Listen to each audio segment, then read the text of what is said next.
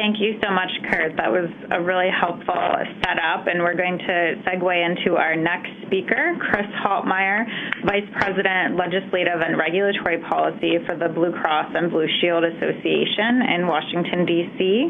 Kris oversees regulatory and policy development, working on a broad range of issues, and he joins us today to share his perspective on how to improve affordability and competition in the individual market. Kris?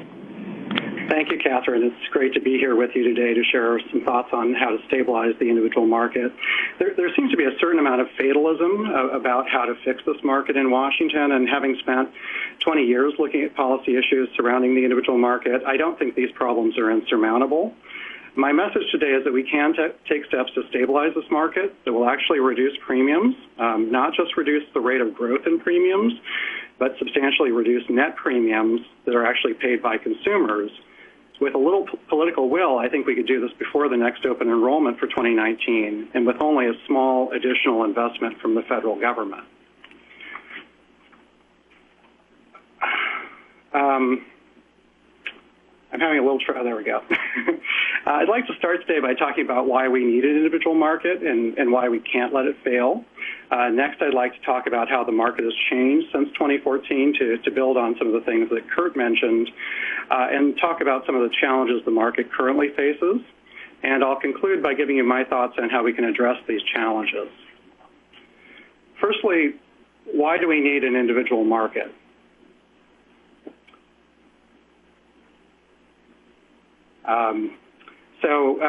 We need an individual market because 17 million people rely on this market today.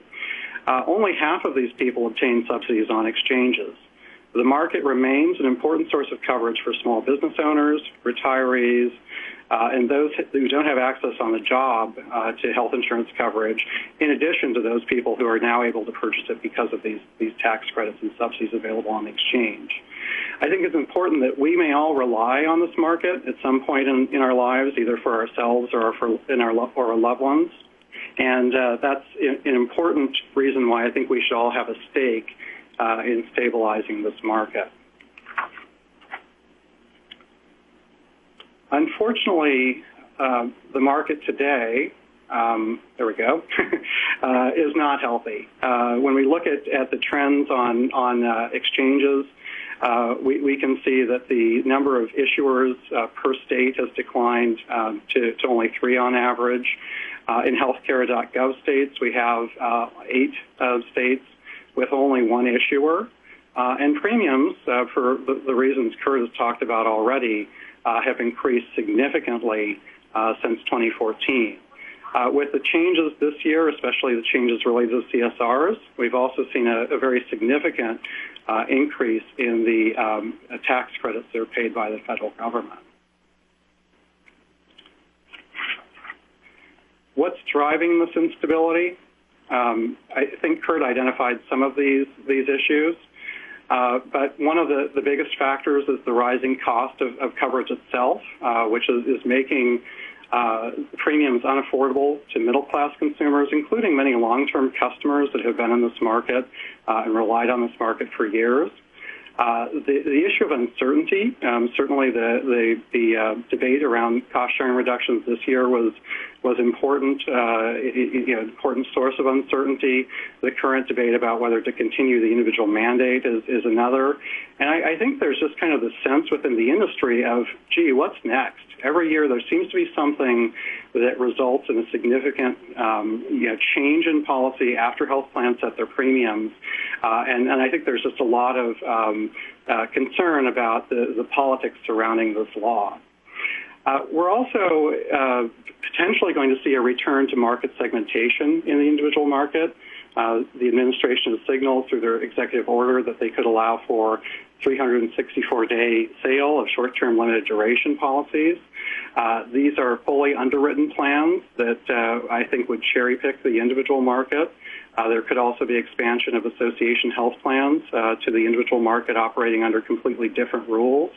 So those are creating some concern in the industry as we look forward to 2018 and 2019. We continue to see significant cases of providers steering high-cost patients from other programs that they might be eligible for into the individual health insurance market. And we're also seeing maybe a shift away from the federal government being a primary means of marketing coverage in this market to one where we're going to rely more on other types of distribution. So how has this market changed since 2014? Well, prior to 2014, this was an underwritten market that primarily covered people with standard risks. The market was smaller, about 11 million people, and people covered in this market were generally much less expensive, probably 70 to 80% of the cost that you would see in the group health insurance market. The fundamental change with the ACA was to allow all individuals, regardless of health status, to purchase coverage with no pre-existing condition exclusions and no rate-ups. Eliminating limits on those with pre-existing conditions, which is one of the most popular elements of the ACA, was a good thing. This fundamental change made coverage available to people who might not have had access to coverage prior to 2014 and would otherwise not been able to afford coverage. But it also came with a cost. Kurt talked a little bit about that in his slides. At the same time, the subsidies that were made available in the ACA allowed individuals who traditionally wouldn't have been able to afford coverage to purchase in this market, and those account for about half of the purchasers today. We've taken a look at data from claims data from the individual and group market to look at the risk profiles of these two markets since 2014. And I think this is an important thing to look at to really illustrate whether the individual market is in balance or getting out of balance. As this slide shows, the prevalence of high-cost conditions in the individual market is significantly higher than those in the group market.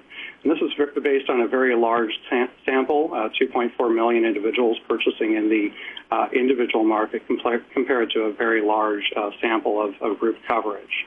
So this is one illustration of how this market has deteriorated since 2014 in terms of the risk composition.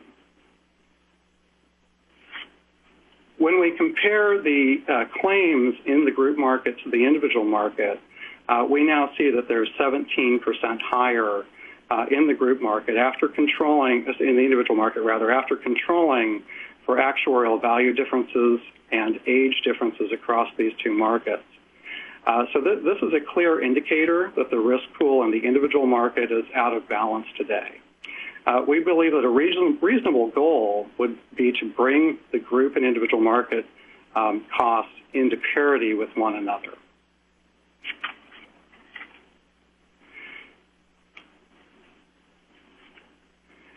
This is another way of illustrating the affordability challenge in this market. And it really shows the consequence of this increase in cost, that people are being priced out of coverage. So this chart looks at the percent of income that someone age 55 would be required to pay at various income levels in 2018. And as you can see here, someone at 400% of poverty who would not receive any tax credit would be required to pay 16% of their income to purchase coverage. This would clearly make health insurance unattractive to most people, especially if they don't have significant medical costs. So how can we stabilize this market? I think Kurt hit on one of the most important things, or probably the most important thing we can do, which is providing broad-based funding for individuals with the greatest medical needs. About $15 billion annually, and we developed this in a way that's completely independent from what Kurt just showed you, is needed to bring claims costs in the individual market in line with the employer market. We estimate, and this is a BCBSA estimate, that providing that $15 billion in funding for a high-risk coverage program would only cost about $5 billion. This represents less than 1% of the $800 billion in total federal expenditures that we currently have supporting private health insurance. And we believe that this one step would reduce premiums in the individual market by 2019 by 19%, if it could be done in a way that issuers could operationalize. And that probably means relying on something that is similar to the reinsurance program, rather, that was available from 2014 through 2016 in the individual market. So in addition to providing broad-based funding for those with significant medical needs, we also believe that it's critical to provide a stable, predictable regulatory environment, reduce the taxes and fees that drive up health insurance premiums today. This includes the health insurance tax as well as the cost for distributing coverage through the exchanges, which has grown substantially over time because it's based on a percentage of the premium. We also think it's critical to ensure that there are powerful incentives for people to remain continuously insured. We have not been able to come up with an alternative to the individual mandate that is nearly as effective. We've looked at all sorts of different types of options for encouraging people to maintain continuous coverage.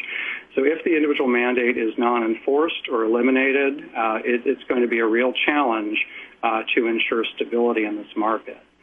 And fifthly, I think we need to avoid policies that will destabilize this market. Rather than providing stability for the 17 million people that I've mentioned, allowing fully underwritten 364-day short-term policies or exempting association health plans from state regulation will actually destabilize the market rather than stabilize it. I think if we could take these 5 steps, we could reduce premiums significantly and put this market on a path towards stability. We would certainly support much of what Kurt mentioned around changing the way the tax credits work and making other changes to improve affordability so we have a more balanced risk pool. But I think these are relatively simple changes that could be achieved relatively quickly. The challenge, though, is coming up with the political will to do this. And my hope is that policymakers will actually think about how many people rely on this market and find that failure is not an option and find these types of solutions. Thank you for your time today.